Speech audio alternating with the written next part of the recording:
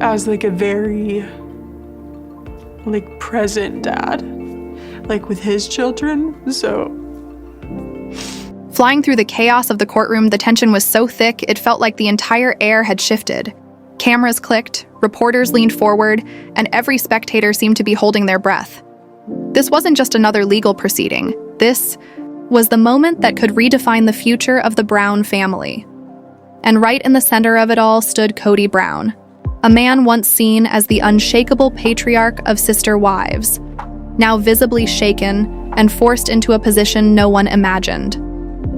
In a shocking twist, Kody issued a public apology inside the courtroom, his voice trembling as the judge handed down a ruling that sent shockwaves through fans and family alike. The order was clear.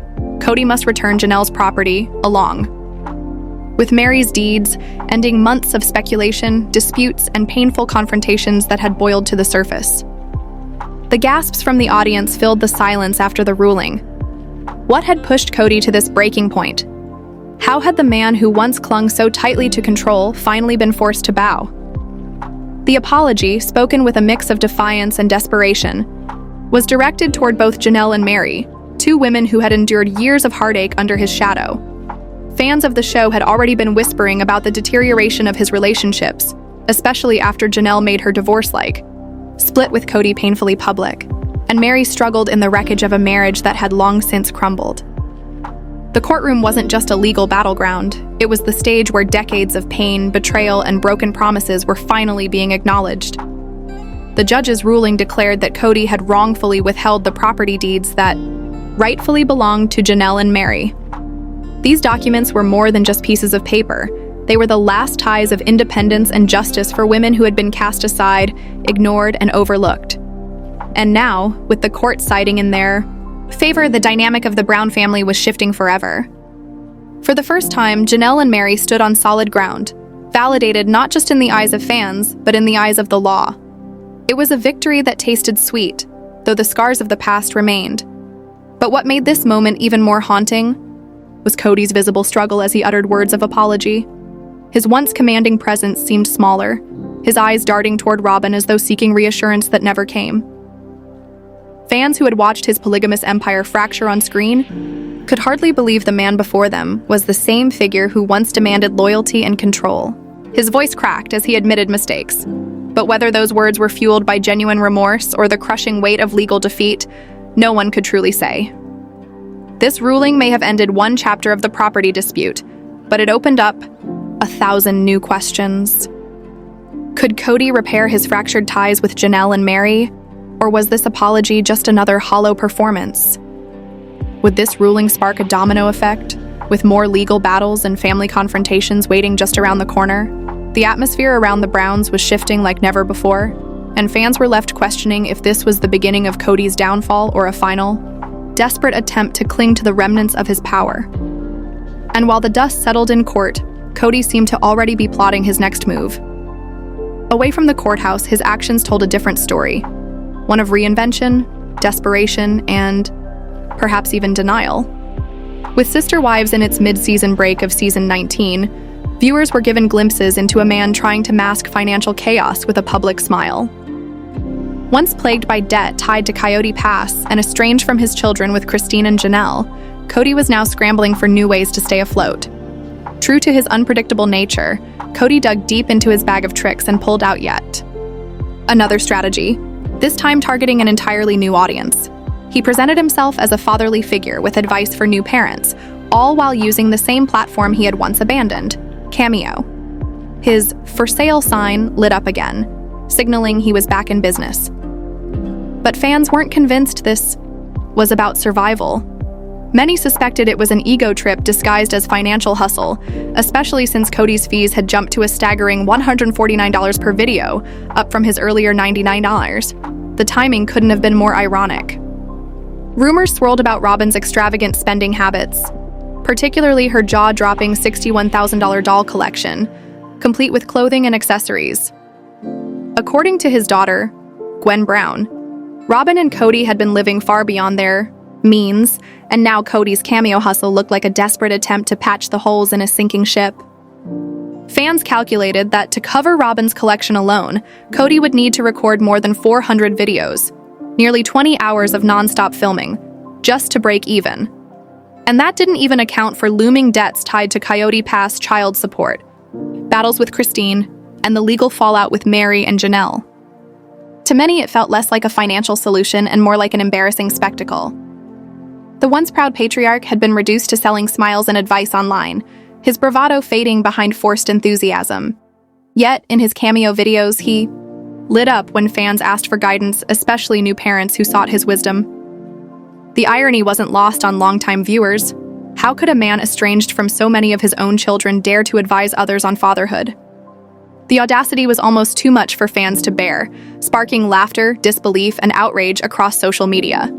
In one particularly jaw-dropping cameo clip, Kody shared parenting advice that left fans stunned. His tone was confident, almost smug, as though he had mastered the art of raising children. But anyone who had watched Sister Wives knew the reality: a trail of fractured relationships, neglected kids, and painful betrayals. For many, it was less about advice and more about another glimpse into the ego of a man unwilling to face his failures. And it's because of the nuance of a breakup. And I don't know what this is going to lead to. I don't know what else is going to go on. Asking Kody Brown for expert parenting advice is almost like asking a plumber to perform delicate brain surgery. Confusing, reckless, and bound to go wrong. Many of Kody's own children, especially those from Janelle and Christine, now openly avoid him. Still, Kody strutted onto Cameo with the confidence of a man who believed he had all the answers. He rattled on endlessly about what makes a good parent, repeating the word respect so often that fans began to cringe. It felt less like genuine wisdom and more like a man trying to convince himself of a respect he no longer receives. For years, viewers have watched as Janelle and Christine's kids lost respect for their father.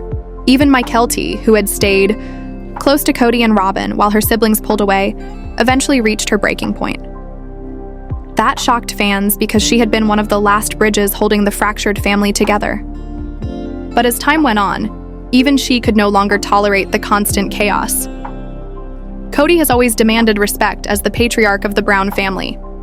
Time and time again on Sister Wives, he declared that he expected obedience from his wives and children.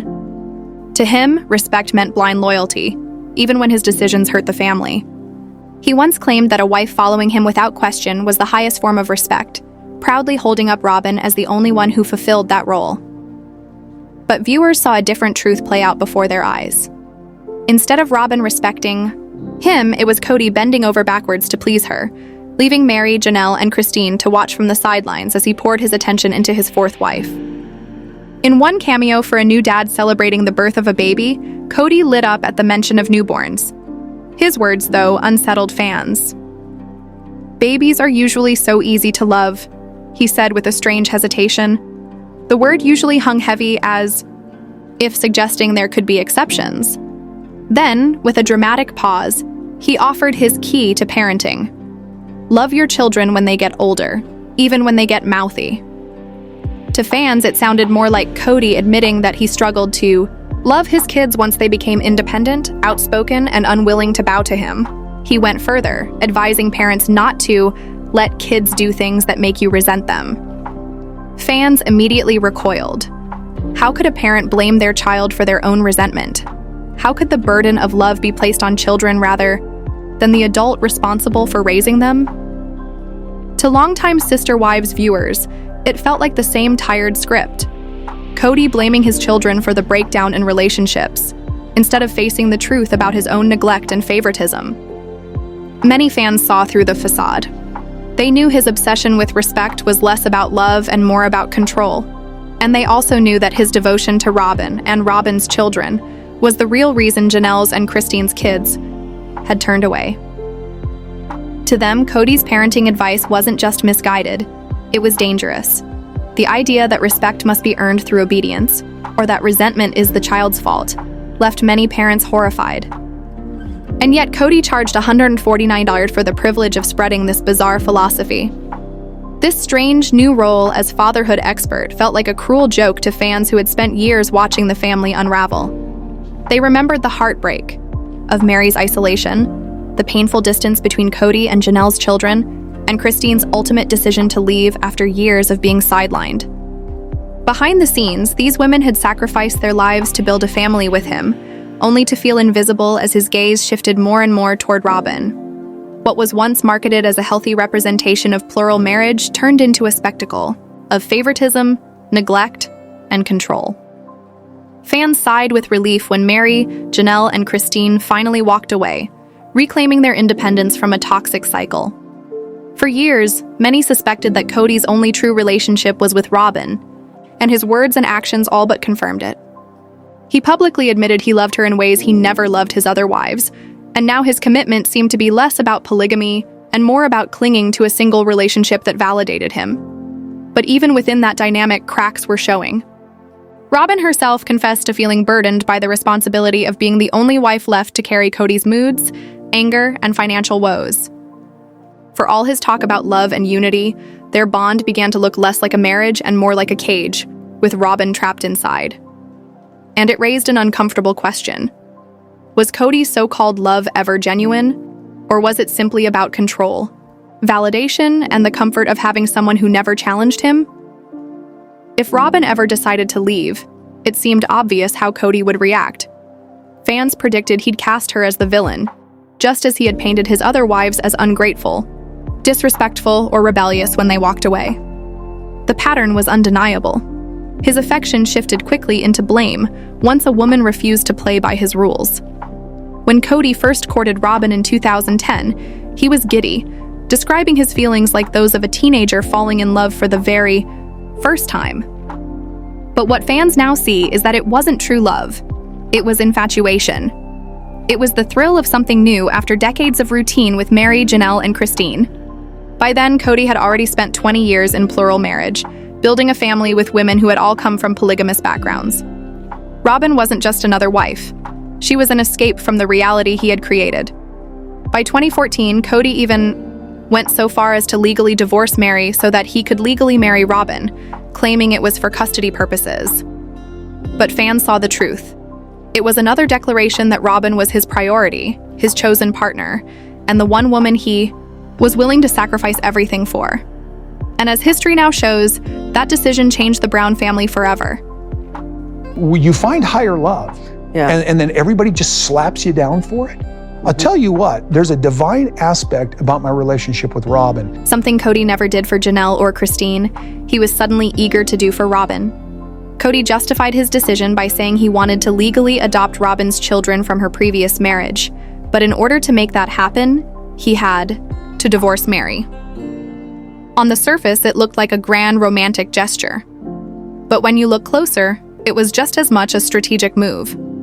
By legally marrying Robyn, Kody gave his favorite wife a level of legitimacy and security none of the others ever had, while also strengthening his image as the patriarch of the family. From the beginning, Kody's favoritism toward Robyn was crystal clear, and it only became more obvious with time. Take the wedding rings, for example. For years, Kody wore the same ring Meri had given him, even after spiritually marrying Janelle and Christine. But when Robyn entered the picture, Kody melted that ring down and demanded a new one. He had his wives design a cloud ring that he started wearing after marrying Robyn. Then in 2022, viewers noticed yet another new ring on Kody's finger, a gift from Robyn while filming season 18. By then, Christine and Janelle had already left, but Kody remained spiritually tied to Meri. So replacing a ring that symbolized his plural, marriage with one representing only Robyn felt like another crushing blow. Meri confronted him about it on camera, but Kody brushed her off, refusing to give a real answer. A few months later, in early 2023, Meri announced she was finally leaving him. Was Robyn truly Kody's favorite because of love? Probably not. To me, the countless examples scream favoritism more than genuine affection. Kody hired Robyn a nanny, a privilege he never gave to his other wives. He convinced the family to help finance her massive new home while the others were struggling just to find stability. And once Robyn was secure, it seemed like Kody forgot the rest of his family even existed. This favoritism extended to the children too. Several of Kody's kids with Christine, Janelle, and Meri admitted they hardly see him anymore, while Robyn's children both from her first marriage and her kids with Kody, appear to have a much closer bond with him. But even this closeness isn't proof of love. It highlights Kody's self-centeredness more than anything else. He invests his time and affection only where it benefits him most, or where he feels respected. Since his relationship with Robyn remained intact, it was simply easier for him to bond with her kids, unlike the strained ties he had with his other wives and children. Kody's affection has always seemed conditional, like a reward he doles out only to those he deems loyal. Enough. He constantly compared Robyn's loyalty to what he called disrespect from his other wives. But let's not forget, those women spent nearly 3 decades with him, knew his flaws inside and out, and weren't afraid to challenge him. And the more they challenged him, the more he leaned on Robyn, sidelining the others. Robyn entered the family with rose-colored glasses, still in the honeymoon phase, while the spark had long since faded with the others. She admitted she was searching for security after leaving an abusive marriage and wanted the protection of a plural family. Looking back, it feels like she was more in love with the idea of what Kody represented than with who he actually was. And the same goes for Kody. He thrived on how Robyn stroked his ego and reinforced the behaviors he wished his other wives had shown. Robyn was always the least vocal, the least critical, the most deferential, and that alone may explain why she has remained in Kody's good graces for so long. Kody doesn't take well to being challenged, and by bringing in a 4th wife, he thought he'd realign the family dynamic and reassert his dominance. But when the other wives refused to fall in line the way Robyn did, he poured all of his positive energy into her. That shift likely marked the beginning of the end for his first 3 marriages. Fans have called Kody a narcissist for years, and while he hasn't been diagnosed, his behavior checks a lot of the boxes: a need for control, lack of empathy, and an inflated sense of self-worth. Narcissistic relationships often follow a cycle: idealization, devaluation, and discard. With Robyn, Kody's early years were filled with love bombing, praise, and infatuation. But as time went on, those patterns of favoritism and control began to show cracks. Kody painted himself as the victim when Christine left, accusing her of betrayal and gaslighting her for years of his own behavior. He withdrew intimacy from Meri, criticized his wives constantly, and refused to acknowledge his part in the breakdown of their marriages. And while Robyn has so far stayed on her pedestal, even she has admitted struggling now that she no longer has the support of the other wives. The truth is, Kody and Robyn's relationship may be headed down the same path as the others. Narcissists thrive when their partner feeds their ego, but once that stops, the affection fades. And if Kody can't support Robyn in her difficult times, then what does that really say about the love he claims to have for her? Yet despite the cracks, Kody and Robyn recently purchased a new $1 million property together, sparking rumors of a spin-off as Sister Wives approaches its 20th season. Christine, meanwhile, is stepping into her own spotlight. Though she wasn't heavily featured in the mid-season trailer for season 19, the show may be quietly setting up her next chapter with David Woolley, possibly even a spin-off of her own. Christine, who inspired Janelle and Meri to reevaluate their own marriages after leaving Kody in season 17, has transformed her life completely. With her wedding to David already showcased in the first half of the season, Christine seems to be moving away from the core drama of the Brown family, focusing instead on her new marriage and independence, even if she isn't the central focus. Of season 19's second half, Christine remains a fan favorite, and with the series evolving rapidly, it wouldn't be surprising if TLC is building toward giving Christine and David their own show. After all, while Sister Wives may be changing, one thing is certain: the drama isn't going anywhere.